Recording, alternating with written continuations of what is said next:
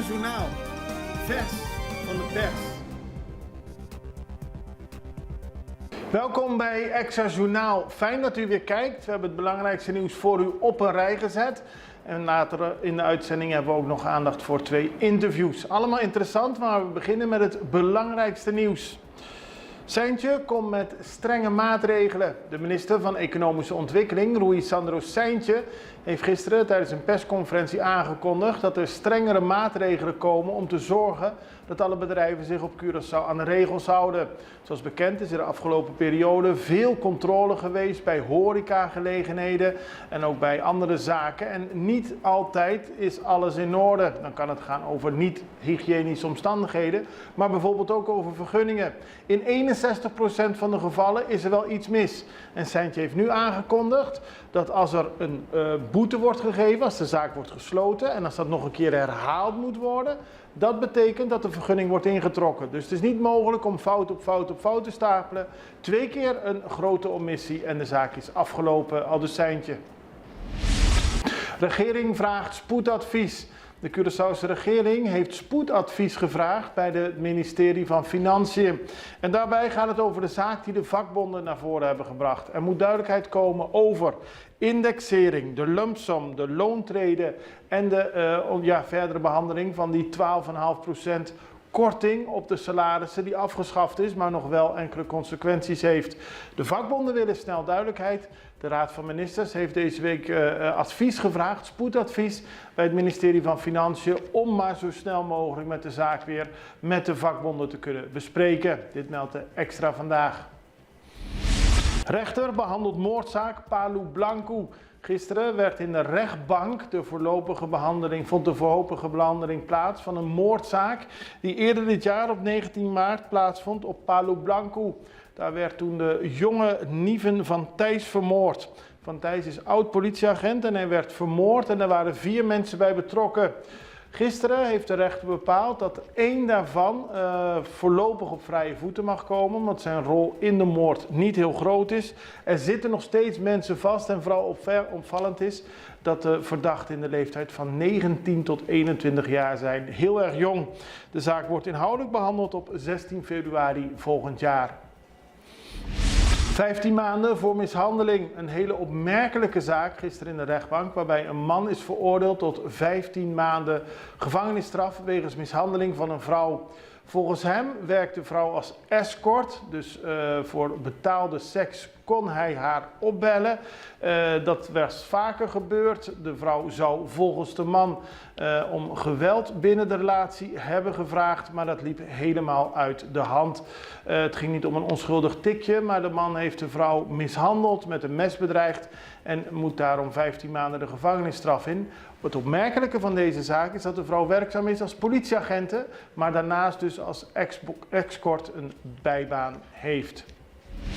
Easy Air verandert van naam. Dat is een bericht over luchtvaartmaatschappij Easy Air.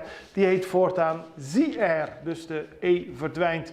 En dat is gedaan op basis van een claim van de Easy Group. Die vond dat de naam te veel aan de Easy Group deed denken. Dus Easy Air, gevestigd op Bonaire en Curaçao, kunnen we voortaan herkennen als Zee Air. Schikking van 5 miljoen voor Theo Heiliger. Gisteren maakte het Openbaar Ministerie in Sint Maarten bekend dat er een schikking is afgesproken met Theo Heiliger. Zoals bekend is de oud-politicus in 2020 veroordeeld tot 5 jaar gevangenisstraf. Hij zou jarenlang geld hebben witgewassen en werd ook veroordeeld wegens corruptie en fraude. Daarnaast was er een ondernemingszaak gestart en die is nu tot een einde gekomen met de betaling van $5 miljoen aan het OM. En die zal dat weer storten in het criminaliteitsfonds. Tegelijkertijd heeft Heiliger ook gezegd dat hij afstand doet van verschillende panden die hij illegaal zou hebben verkregen. Acapulco geraakt door orkaan Orquis en dat is nieuws internationaal. In Mexico is de orkaan Otis, die eerder richting Sint Maarten afging, uiteindelijk weinig schade daar aanrichtte, maar op zijn voortgang door het Caribisch gebied en nu dus in Mexico heel veel schade veroorzaakt. Dat gebeurde onder meer in de toeristische kustplaats Acapulco. Hotels zijn beschadigd en de elektriciteit is uitgevallen. Over slachtoffers is nog weinig bekend, maar de Mexicaanse president López Obrador wilde een kijkje kwam nemen, maar kwam vast te zitten op de snelweg tussen Mexico-stad en Acapulco door omgewaaide bomen en modderstromen. Uiteindelijk is hij natuurlijk weer losgeraakt, maar dat geeft wel aan hoe ernstig de situatie is. Schutter doodt 22 mensen in de VS en dat heeft weer te maken met Amerika, waarbij 22 mensen zijn omgekomen bij een massaschietpartij in de plaats Lewiston in de staat Maine. Het gaat om een schutter die op 7 uur 's avonds lokale tijd op meerdere plekken het vuur opende, waaronder op een bowlingbaan en een restaurant. Op dat moment waren er veel mensen op de bowlingbaan en in het restaurant aanwezig. Het gaat om een vuurwapeninstructeur, een reservist bij de National Guard.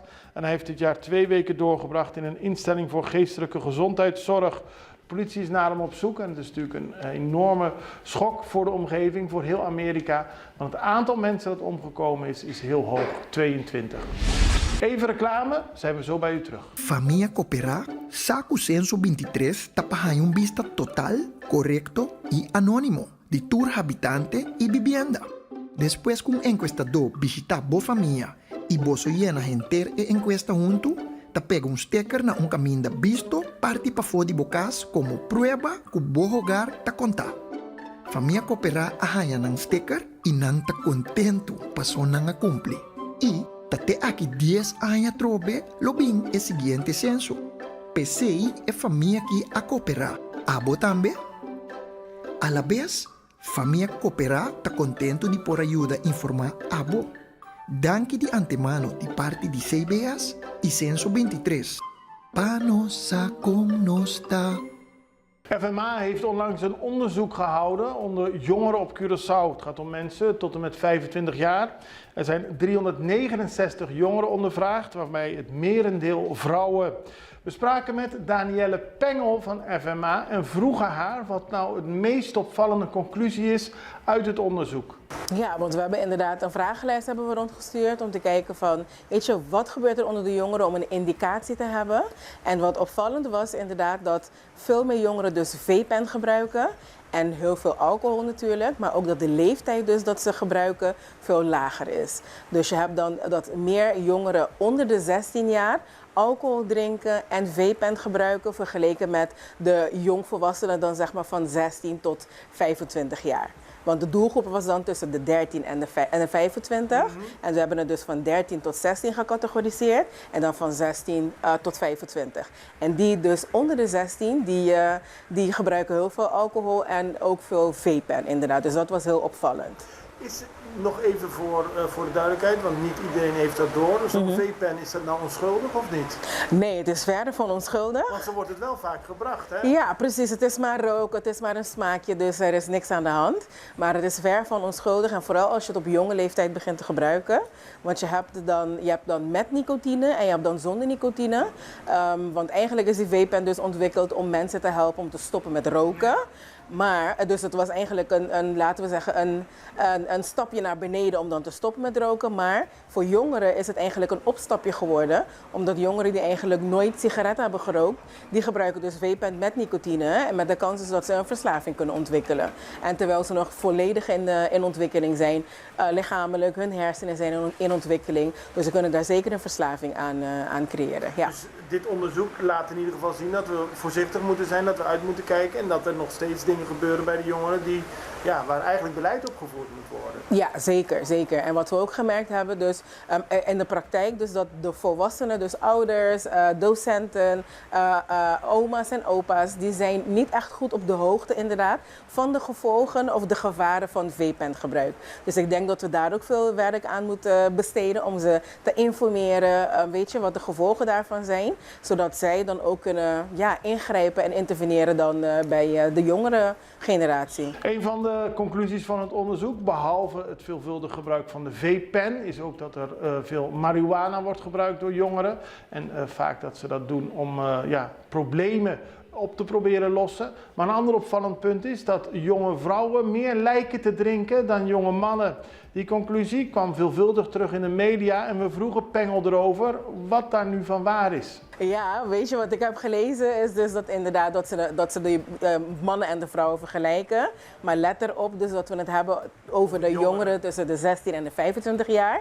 En inderdaad, er zijn natuurlijk veel meer meiden of meisjes dan die de vragenlijst hebben ingevuld. Dus zij hebben dus ook gerapporteerd dat ze meer alcohol drinken. Dus als je het vergelijkt, dus jongens en meisjes, dan zie je inderdaad dat veel meer meisjes dus alcohol drinken vergeleken met de jongens. Waar ligt dat aan? Dat is een goede vraag. We hebben de oorzaak eigenlijk niet gevraagd of we hebben dat nog niet onderzocht. Dus als er mensen zijn die ons willen helpen met echt onderzoek, uitgebreid onderzoek, graag. Maar ik denk dat meiden vroeger tenminste konden ze het veel beter schuilhouden. Ze proberen bijvoorbeeld zich te uiten bij andere mensen bijvoorbeeld. Dus ze hadden veel meer, laten we zeggen, vaardigheden om toch met bepaalde moeilijke situaties om te gaan. Vooral emotionele dingen. Maar tegenwoordig hebben we gemerkt dat ook de meiden moeite hebben met de emotionele dingen die gebeuren. Dat ze zich niet kunnen uiten of dat ze niet weten hoe ze met de emoties om moeten gaan. Vooral de negatieve emoties. En dan heb je dus vaak dat ze, dat ze gaan vluchten naar alcohol, zeg maar, om dat te gebruiken. Om even nergens aan te hoeven denken of even niks te moeten voelen. Veel jongeren ook die depressie hebben of depressieve klachten. Weet je, dan gebruik je alcohol of cannabis als zelfmedicatie. Dus ik denk dat dat zeker een belangrijk punt is. Dan gaan we naar DUO. DUO staat voor de Dienstuitvoering Onderwijs. En die komen regelmatig vanuit Nederland naar Curaçao en de andere eilanden om studenten te helpen, enerzijds met het aanvragen van een studiefinanciering via DUO, dat gaat om mensen die naar Nederland gaan, maar anderzijds de mensen die weer terug zijn, te helpen bij het terugbetalen. En niet iedereen staat daarvoor open. Daarom is DUO nu weer even op Curaçao. We spraken met Monique Hogewerf. Ze heeft een voorlopig kantoor naast Wereldstage in Scharlo. Dus elke keer als DUO op Curaçao is, zitten ze in dat kantoor. En ze komen elk najaar en voorjaar. Aan haar vroegen we of alle mensen die DUO wil bereiken ook daadwerkelijk bereikt wordt. Nee, helaas niet. Er is altijd een groep waar het moeilijk is om mee in contact te komen. Of dat lukt zelfs misschien helemaal niet. Wat dan vaak ook de reden is dat er grote achterstanden zijn die mensen niet kunnen betalen. En daarom misschien denken van nou, als ik geen contact opneem, dan gebeurt er ook niks. Dat is helaas niet het geval. Op het moment dat we niet in contact kunnen komen en de achterstanden zijn groot, dan zijn wij toch genoodzaakt om een incassobureau of een deurwaarder in te schakelen. En die weten de mensen dan vaak toch wel te vinden. Die weten ze wel te vinden. En dan krijgen ze helaas te maken met nog veel hogere schulden eigenlijk. Want dan worden er ook wettelijke rentes bijvoorbeeld in rekening gebracht. Incassokosten komen erbij. Dus ja, we proberen daarom. Ja, we komen het liefst zelf in contact met de mensen om, als er achterstanden ook zijn, te kijken of we betalingsregelingen met hen kunnen afsluiten. Want dat is vaak wel een mogelijkheid. Ja, want dat mensen zijn bang dat ze, als ze zich eenmaal aanmelden, ze maandelijks enorme kosten moeten betalen. Ja, dat zou inderdaad kunnen. En dat is lang niet altijd nodig. We hebben de mogelijkheid om speciale regelingen met ze te treffen. We hebben sowieso één regeling die helaas nog onvoldoende onder de aandacht is bij mensen. En dat is waar we nu ook een soort van campagne voor voeren met de titel Betaal niet te veel, no paga de más. Want we kunnen ook kijken wat het inkomen van iemand is en aan de hand daarvan vaststellen hoeveel je kunt en dus ook moet terugbetalen. En daar komt heel vaak uit naar voren dat mensen gewoon dat jaar helemaal niks hoeven te betalen, omdat hun inkomen te laag is daarvoor. De oud-studenten gaat het ongeveer? We hebben ongeveer een kleine 7000 oud-studenten op Curaçao wonen.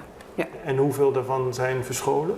Nou, verscholen weet ik zo niet, maar ik weet wel dat ongeveer 65% van hen betalingsachterstanden heeft. Okay. Dus dat is best wel heel erg veel. Daarom de oproep aan iedereen die een studieschuld heeft bij DUO, maar nog geen afbetalingsregeling, om contact op te nemen met de organisatie. Voor meer informatie over de openingstijden van het voorlopige kantoor kunt u gaan naar duo.nl/Antillen. Dit was het belangrijkste nieuws. Wij vragen u, als u ons op Facebook volgt, om dan ons te volgen. En als u ons op YouTube volgt, dan op ons te abonneren. Subscribe heet dat. Dit was Extra Journaal. We zijn er morgen weer. Het allerbeste. Tot ziens. Dag.